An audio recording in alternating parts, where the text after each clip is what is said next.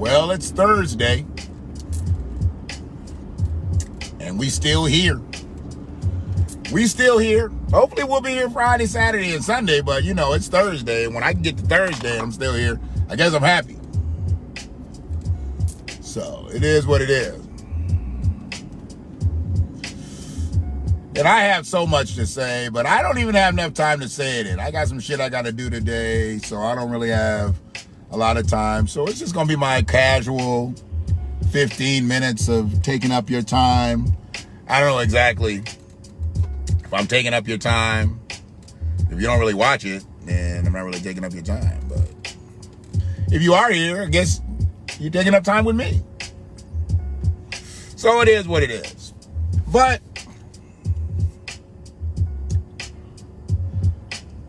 looks like Ann Arbor's got some shit going on that I need to really dig into. I got 2 inboxes. We've got an extreme amount of white privilege going on in Ann Arbor right now. And it's all up in city council, in the court system, and something that I heard about, I don't particularly like it, but, you know, they wanted to throw her name out there, but Judge Perry, you know, our sister Perry, she was appointed. She wasn't elected. She was appointed. And I think she's got to run for her next term if she wants to stay on. But they done thrown her into it. So, yeah, but we got some white privilege happening. I mean, it happens every day in Ann Arbor. But, you know, we'll get to talking about that in a little bit. But right now, what I'm really, really jacked up on is things I'm seeing and I'm hearing. You know, I reached out and shared the post because he got the job, and I was happy for Brother Hubert. I was happy for Brother Hubert Davis, you know, becoming, I believe he's the first black coach at UNC. They've only had white coaches, I believe. Well, Dean Smith was there for 2 generations, so, you know, I don't even know if they had basketball before Dean Smith. I don't know. But Hubert Davis got the job. Hubert Davis played at North Carolina and played for the Knicks and played for some other teams, you know, and I was happy about that brother getting the job. But I think Hubert needs to get a publicist. And I reached out and tagged Risa yesterday. I think Risa needs to be his PR agent. I don't think Brother Hubert is ready to take the mic without notes, without teleprompters. Hubert said some shit that's very problematic because it sounded stupid. Now, other than him sounding stupid and sounding like a simp, there really was no crime. There was no bigotry. There was no racism. It just made him look like a fucking simp. Because nobody asked Hubert the question that he gave the answer to or the response to. He just said what he said and let it fly. And I get it. You know, I get it. I wish he would have just played that press conference much the way he played his career. He was a very controlled player, very smart player. You know, they call him a heady player. He was a heady player. He didn't have a heady move yesterday. Because didn't nobody give a fuck before he said it, whether his wife was white or not. Nobody cared. I don't believe that was a part of him getting the job. Don't you even fucking think of it. You just get off the highway, you think you're gonna jab in this lane. That's why somebody should have been on Hubert's ass when he said, "I'm proud that my wife is white." Hubert, nobody cares. We've seen your kids before. You've got beige children. We know your wife is white. You light-skinned. I guess you could have had a light-skinned wife. But he felt the need to let everybody know he had a white wife. Even if he just said that. But to say, "I'm proud that she's white." Okay, we expect you to be proud. But what's that got to do with you getting this job at UNC? I don't get it. I'm not understanding it. What made him say that? Now, there's a lot of answers we can really gather. But I believe it's that ingratiating manner that they make black men get to if they want to get to that other side, if they want to cross over. And brother, they already gave you the job. You've already crossed over. You went to the NBA. You already crossed over. You played in New York. You've already crossed over. Why you feel the need to cross over some more? It sounded fucking dumb. And I'm proud that my wife is white. Okay, I get it. But who cares that your wife is white?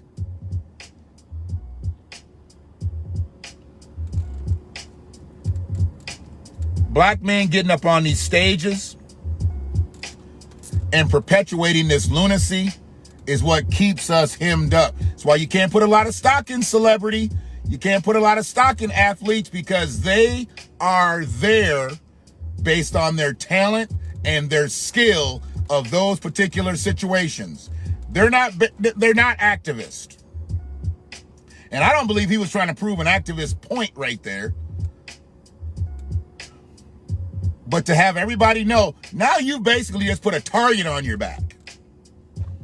Hell, the first target is from black folks. Because we're like wondering, like, what the fuck? So would you have said that same shit if your wife was black? And I'm proud to have a black wife. Why would you say it? Why would you need to? Just like, why would you need to say that your wife is white? It didn't even matter. It was totally dysfunctional. And that's why he needs a PR agent. And hopefully Risa calls his ass. Because I know Risa knows people from UNC that made it into the pros. Contact Hubert. Tell him, I can write all your shit for you, bro. You don't need to be getting behind the mic. Unless we're talking about the X's and O's and shit. You don't need to be getting behind the mic talking that shit no more. What's up, Johnny John? What's happening with you?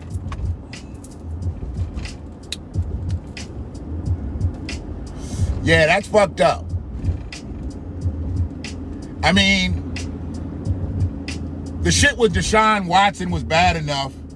All this brother said was he wanted to be traded. They've disrespected him up and down. He wanted to be traded. Now you got all these bold-ass accusations coming out about him from people that were affiliated with the team. Now, it shows as long as he's in good standing with the team and he's good, well, he's basically being a good nigga. Let's just be, you know, I don't even know why I was trying to censor myself on my own video. Let's just say Deshaun's being a good nigga. They ain't gonna say nothing. But now, he got so many goddamn accusers out here, but ain't no charges pending. And y'all know I'm not about the shit. I don't know the X's and O's and all shit about his case. I don't know if he did that. They said he did. It's nasty if he did it. I don't know if it's illegal, but I don't know if it's actual sexual assault, but I know it's nasty if they said he did what he did. But what I'm more concerned is they cutting this brother at the knees. He hasn't had one criminal charge put on him, and he just lost one of his biggest endorsements. Beats by Dre was paying him some bread. Hell, Beats by Dre, he had motherfuckers in the league wearing Beats by Dre headphones before it really became fashionable. And then once he got his endorsement, once they saw that he was getting his bag from Apple, it's not by Dre, but by Apple, people start doing it. You know, you start emulating greatness. He done lost that endorsement without a criminal charge, without any type of proof, nothing. They just dropped him. What do you think's gonna happen to the rest of his endorsements? They gonna follow suit. They gonna follow suit because that's what they do. When they can give you the money, they can also take it away. They gonna try to break him down to nothing. Now, I don't know how good of a ball player he's going to be at that point, because you don't want that ball player that's all humbled, it's all broken, half crazy. You don't want that ball player. You want what you drafted. And right now, they're not letting him be what they drafted. He was one of the smartest players, they said, in years from the quarterback position. Not black quarterbacks, one of the smartest quarterbacks. That's why he was able to do so much more with less. He was an improvisational player. You know, he just wasn't out there using his athleticism. He was using his smarts. He did more for Houston Texans than the Houston Texans were ever going to do for him. And this is how they're doing it.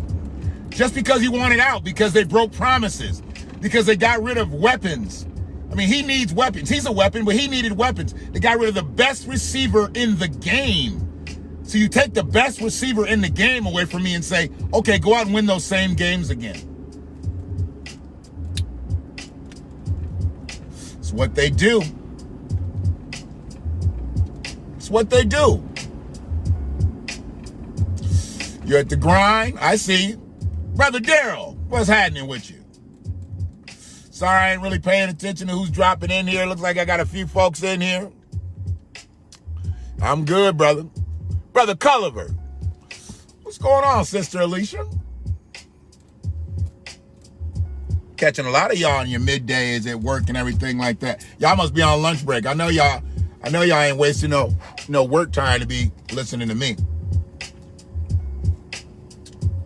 But yeah. Boy, when I play this back, motherfuckers gonna be wondering who the fuck I am. There's several people out here who've probably never seen me without a hoodie on. A hoodie or a black shirt. I was looking through my wardrobe. My wardrobe is kind of dark. It's gonna stay that way. It's just my black summer shirts ain't came in yet. And this was the one that fit the best today. Yeah. Like I said, I'm not gonna blame the weight on COVID. I think that's a cop-out. That's a cop-out to blame weight gain just on a fucking virus that causes you to lose weight. But anyways, nah, these aren't COVID pounds. These are complacency pounds. And I don't particularly like the way I'm feeling. So since I don't like the way I'm feeling, we got to change some things. And I've changed. I've gone to some low carbs this month. Next month, it'll be something different. Start implementing a little bit more movement. It is what it is. I'm good with it. But I'd be goddamned if I go buy a whole new fucking wardrobe to go a size up. I wear them bitches tight before I wear them, I go get a new wardrobe. So yeah, I got other colors. They just, the ones that I was gonna wear today with these shorts just didn't fit right. So we gotta figure out what's working and what's not working. Or y'all might see me out here topless one day, or just with a beater on. Actually, that ain't me. I don't do that shit. I mean, I'm not knocking anybody that rides around with an undershirt on in the car, but that's just not me. If that happens, something happened to my shirt. That's not gonna be my shirt of choice to ride around in a vehicle in. No. Even though nobody can even see me, but I don't care. Brother DMX looks like he's still hanging on. I don't know, man. They letting his kids and shit come see him now. And that doesn't look good. It doesn't look like, he's making the recovery that they said he was making. Hopefully that brother does make it back. Brother Earl Simmons, the world needs you in it still. They need your message. Because if you can make it out of this, they need to know. They need to know who you are, who you were. Who the world does not need is Sarah Painter. Sarah Painter decided, today's the 8th, so 2 days ago, this is April 6th, she decided she would write her editorial in the New York Post about DMX. Now, DMX has been a world-renowned rapper, actor, philanthropist. You know, I mean, he ain't always been down. You know, when he's been up, he's given a lot to a lot of people. Done a lot of free shows and all kinds of shit. You know, you get somebody that was on their knuckles for years, they'll come back and they'll do crazy shit when they even got it. And he was one of them motherfuckers. So instead of praising him for his career, what do they say? Giving him his flowers, so to speak. Sarah Painter, P-A-Y-N-T-E-R, Painter. She decided that she would make her editorial about how much DMX has lost over his lifetime being a rapper. Houses, his fortune. She wanted to not talk about his fortune. She wanted to talk about his misfortune. And you hoe ass bitch. There ain't nothing else in this world you could talk about except for a man who could possibly be dying right now. DMX may be dying. I'm hoping not. I'm not trying to burn toast on the brother. I'm hoping that he pulls all the way up out this shit and we see his ass growling on stage again. We see him in another movie or two. I want to see that. But if he's laying in his deathbed, which we don't know, but we do know that they've been having his kids channel in and out. He's got like 15. Been having his kids channel in and out, making sure that they see him. A lot of times that means some final respects, last respects type of shit when he's for the alive. You know, they may see him in death, but they, you know, if he's alive. And then maybe they think that could help, you know, lift his spirits to the point where he can come out of it. I don't know. But he's not dead yet. He's still here. With him being here still, she could have been respectful enough to talk about some positive things. But she chose to talk about what he's lost in life. This man's married. I know he's had some situations, because I don't believe his wife's had all 15 kids. I think he's got some outside children. So he's had some relationship transgressions and whatever. But none of that matters right now when a man is laying on his bed. That could possibly be the last bed he lays on.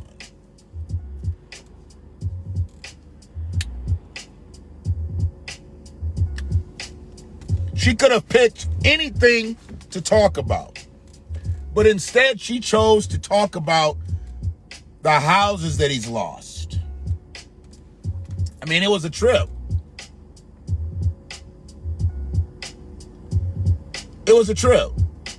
Sarah is a real estate reporter at Yahoo Finance.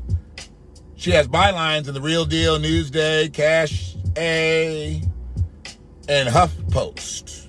She is a Columbia graduate, School of Journalism, Dow Jones News Fund Journalism Program graduate. She won the Philip Greer Award for Excellence in Financial Journalism and received honors from Columbia University and Dow Jones for investigative and financial journalism.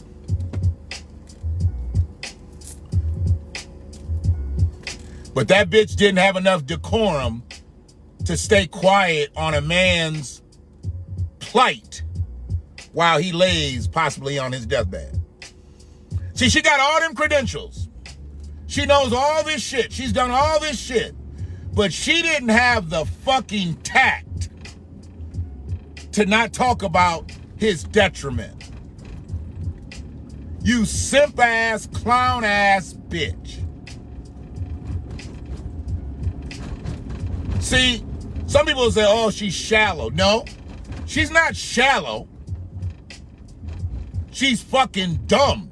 She's tacky. You heard her credentials. She's not shallow by a long shot. The bitch has some depth. Intellectual depth. But DMX just another nigga on an L. That's all he is. He's just another nigga on an L. So it's all good. Bitch, get in your car and don't block the driveway up no more. I could have waited and shit till she came out, but I don't feel like it. I got shit to do. So yeah, man.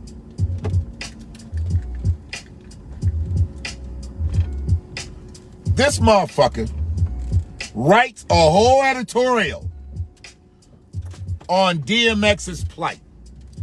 Really wasn't DMX's plight, it would be Earl Simmons' plight, because I don't believe he signed a fucking deed.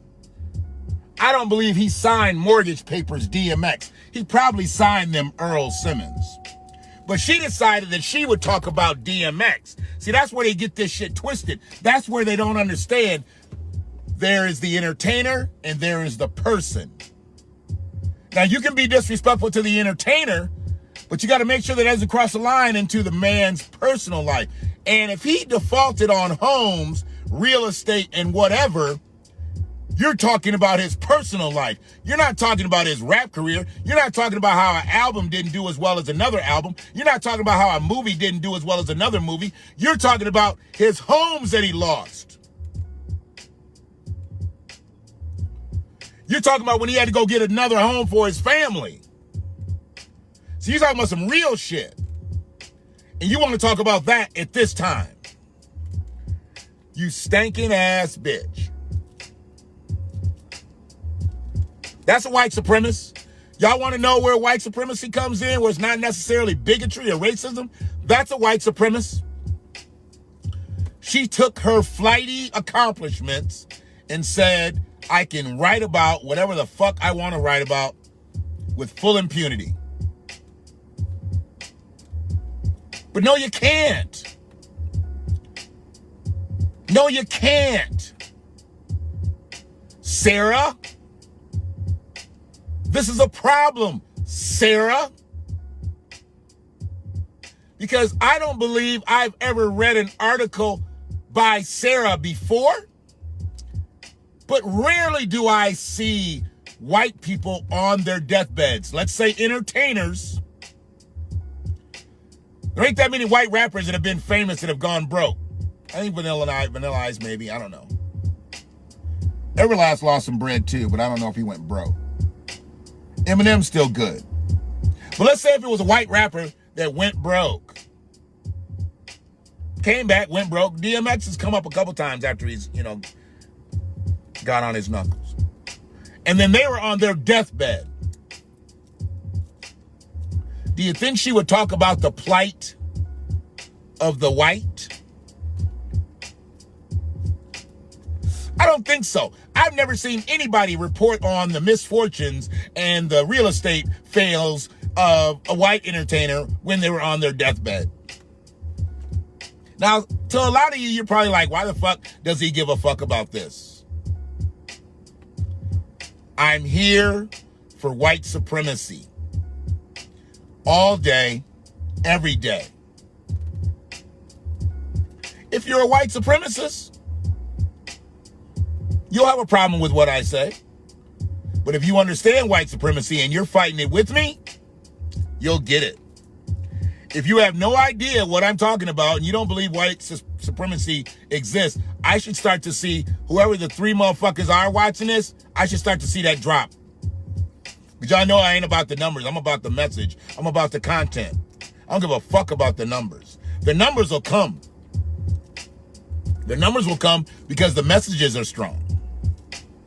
And all those people supporting Sidetrack and the people protesting, the former employees, the former patrons who are protesting, much love to y'all. Y'all doing your thing. Keep doing it. And I'm here for you. Whatever you need, I'm here for you. Y'all already know that. We already kicked it. I'm for the people. I'm always going to be for the people. And that's why I got to go dig into this shit about the Ann Arbor white privilege. Yes. This has to do with Councilwoman Irwin and her husband and possibly some domestic violence that they've been able to cover up.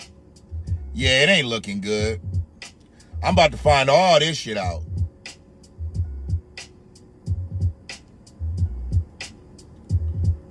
Yeah, I'm about to find out what really happened here.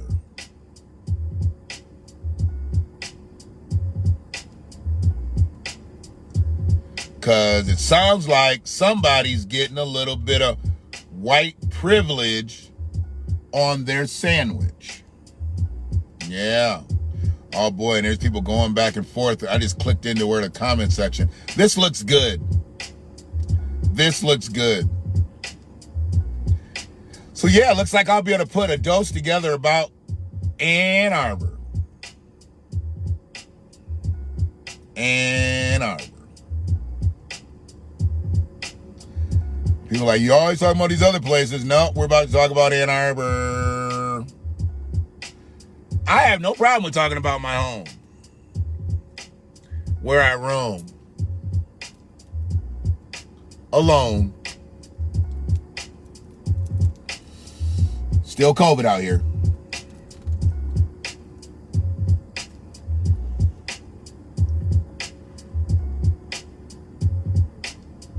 Ann Arbor's got a problem because it's being run by people that really aren't for the town. And until people figure that out collectively, they need to stop complaining. Starts at the top. The mayor needs to go. But he's locked in such a ridiculous way, on a corporate side, on a political side, not really on the personal side, other than him just being a white privileged man.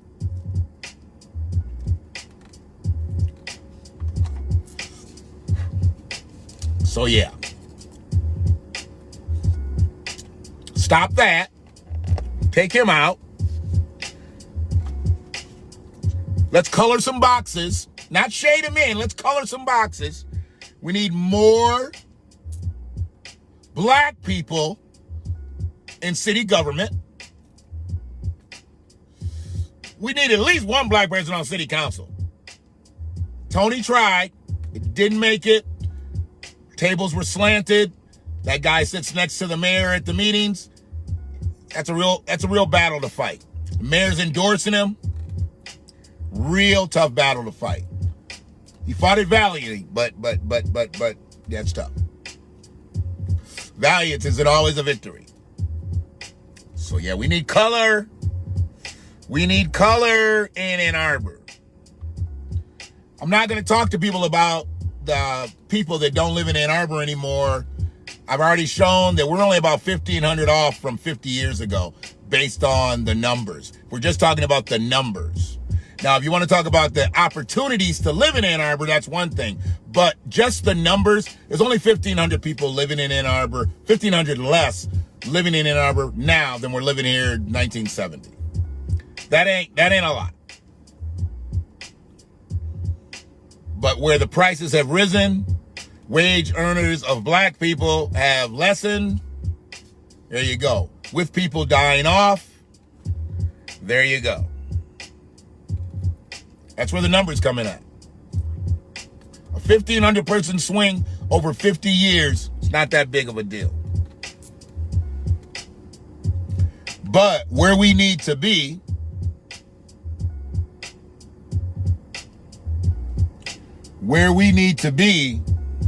is we need to be thinking home ownership,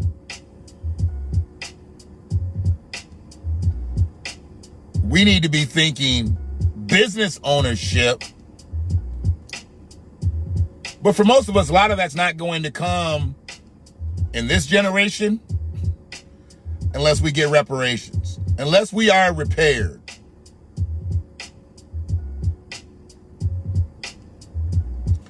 Without any repair, we're not going to be prepared. We're not.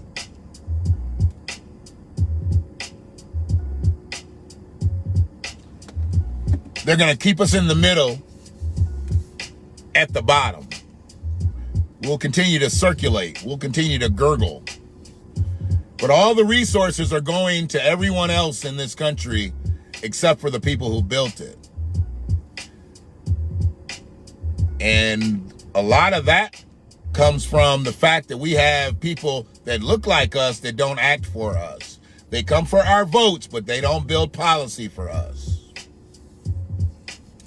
So any black politician that's looking to get reelected in 22 and 24 and all that, if they don't have a black agenda, what the fuck are you voting for them for? What are you doing?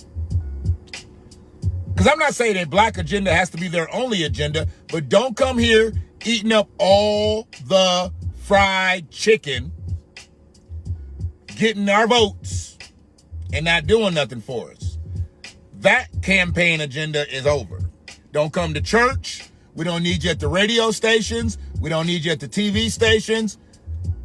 Bring up, I'm tired of seeing black politicians talking and they got the little black choir behind them, or the little black dancers behind them, or they at the churches and shit.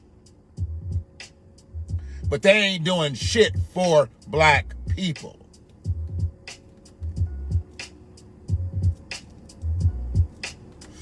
We don't need none of that parading around no more. We don't need none of that singing and dancing no more. What we need is policy. What we need are resources. What we need is repair. We need repair. But we can't get people to fight for it. But y'all worrying about wearing a mask or not. Y'all worrying about getting a vaccine or not. Y'all worrying about whether y'all job gonna shut down or downsize, you lose your gig. Instead of putting your eggs in this basket. Because if you got kids or grandkids and you're not trying to fight in unison for reparations, you just basically leaving them with nothing. You got nothing. You trying to leave them with half of nothing. Okay.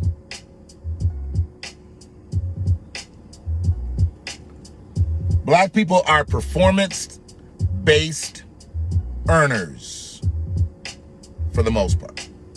There's a few out there, very few, that have residual earnings while they're not actually working. Very few. If there were more out here that were doing entrepreneurial work. Don't get too close because I'm doing my live. He act like he in the CIA, so he don't. I let him know when they walk up. I'm doing my live. But oh, okay, brownies. We'll talk. I just want to make sure I slight the person a little bit from the next thing, but I'll make sure I hold on to that too. I got you. You know I got you, dog.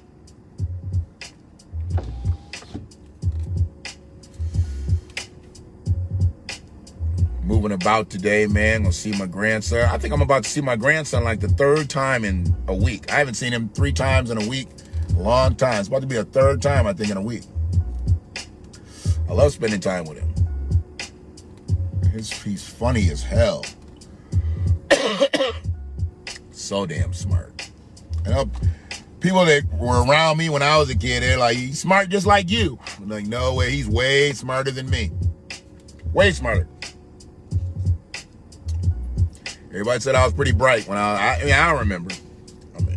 I might have been. I might have known something, but he knows some shit. And he's digital. I was analog.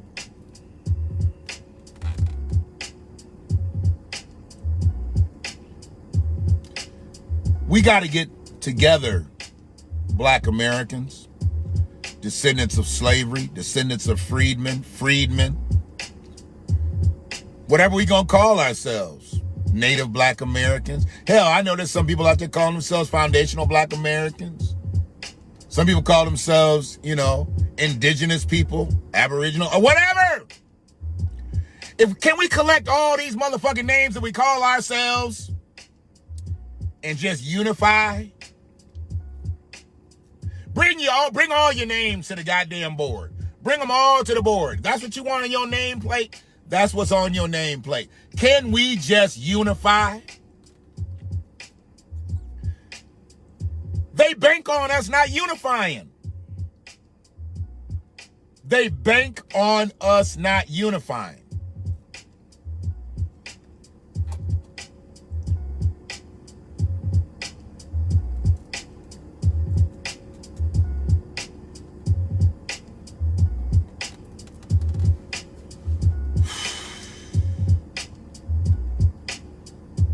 It's just crazy that people don't figure out trying to be out here by yourselves. Trying to be out here by yourselves is going to work. Politics run this country. What runs politics? Money.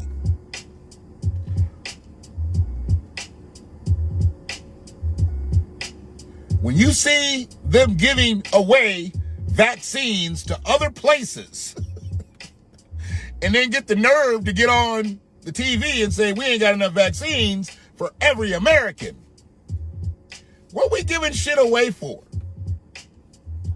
Why are we giving vaccines to another fucking country and we don't have enough here?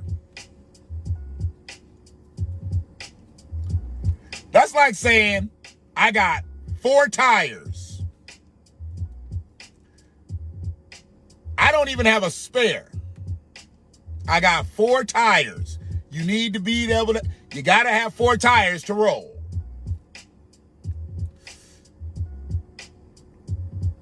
That's like me giving away one of my tires. How far am I going to go now? You giving away vaccines, but we don't have enough vaccines for everybody in the country right now? You fucking kidding me? It makes no sense. And I've heard that several times. How we've given vaccines to this place, this place, this place.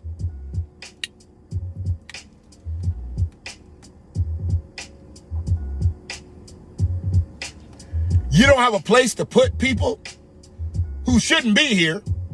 They're here illegally. But you're going to put their children in schoolhouses. When you got American children at home waiting to go back to school, you're going to keep them on the iPad.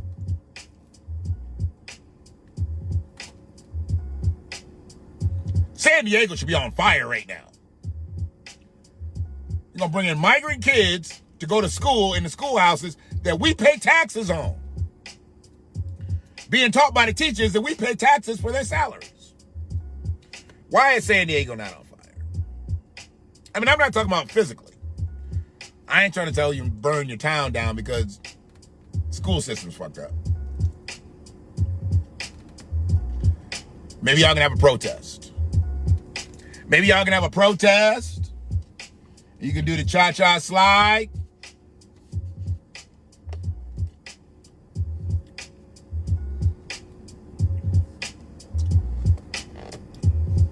Schools aren't fair. The migrants are in there. Something like that. I just made that up, so it really wasn't as smooth as it could have been. It is what it is. I had a lot to say, and I got a lot more to say. Now it's just to the point where I'm just like, if I go into the next thing, then it's going to be another 20 minutes, so I'm not going to do that. I think I'll wait, and maybe I'll lead off with that once I get through this whole Ann Arbor thing. This Ann Arbor thing looks good. I just hope that Miriam is not tied up in it too much.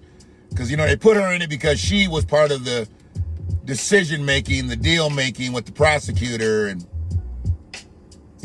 sounds like they might have gave him, you know, hey, man, we're going to get you out the back door here type of shit. They didn't make him do the perp walk. Yeah, cuffs on and shit.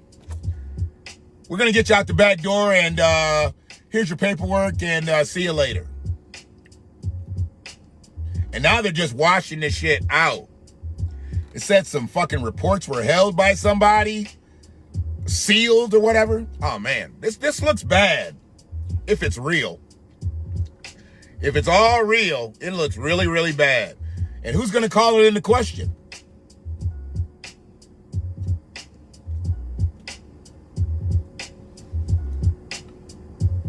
Here, I'll give it to you. You want the preview? You can go do your homework on it. Most doubt.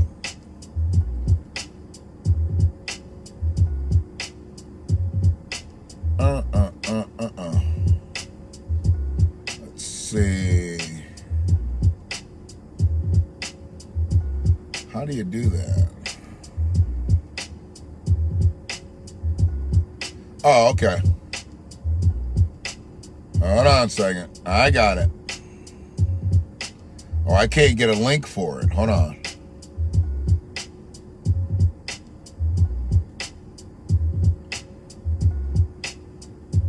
I'm about to share it. Oh, it says copy link. I just copied link. I'm about to put it into the comment section. Comment section. Comment section. I'm about to put it into the comment section. So yeah, man, that's kind of what's going on. That's the one thing that I got. And then the other thing, it's on M Live. It's wild. White privilege, shall we? So yeah, we'll see. Check that out. Hit me up once you read it. I got to go in here and get some shit done. And hit me up once you read it.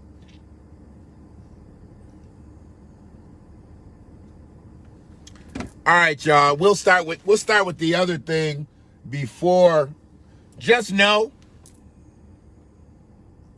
Let me get into it. Here's the preface for it.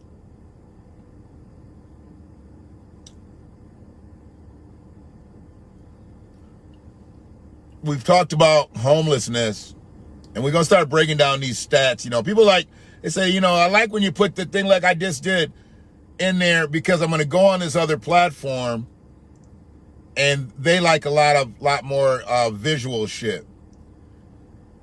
But we're going to talk about homelessness in America. It's crazy because I've made this statement in other videos.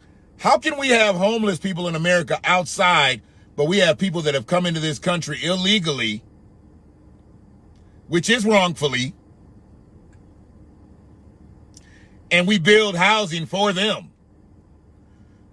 So we can't build housing for people that are homeless in this country that are American citizens, but we can build housing for people that are here illegally. I'm not going on into their paperwork, trying to wait for this, wait for that. We're trying to get... No. You build houses for people that have no rights here because they're not Americans. But the people who do have rights here, because I got in this discussion on one of my other posts about veterans being the most homeless people in this country. It's not. It's not. And I knew it wasn't, but I wasn't going to debate with my brother on my post then because the post was going somewhere else. So I went and got some facts, got some data, so I'm going to kick it with that before I kick it into the Ann Arbor thing. And we'll do that later. We'll do that after this guy. We'll do that after this guy. There he is. That's the guy I got to see, man. I got to see that guy. We'll do that after this guy. He's hilarious. And he's smart. He's brilliant. He gets it from somewhere. One love.